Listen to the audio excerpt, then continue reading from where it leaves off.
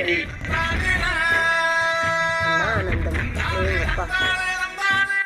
டேய் அப்படி நாடா பேசுவீங்க.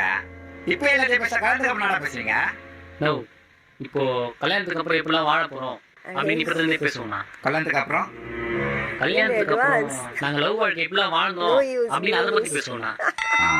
அப்படியா? சரி, உங்களை கால் பண்ணி கல்யாணத்துக்கு அப்புறம் எப்படிலாம் வாழ போறீங்கன்னு கேளு.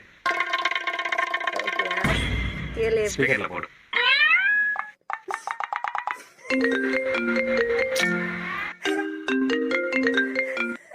ஹலோ பேபி, நம்ம கல்யாணத்துக்கு அப்புறம் ஒன்னா ஒரே வீட்டுல வாழ போறோம்ல. கல்யாணமா? பார்க்கலாம்.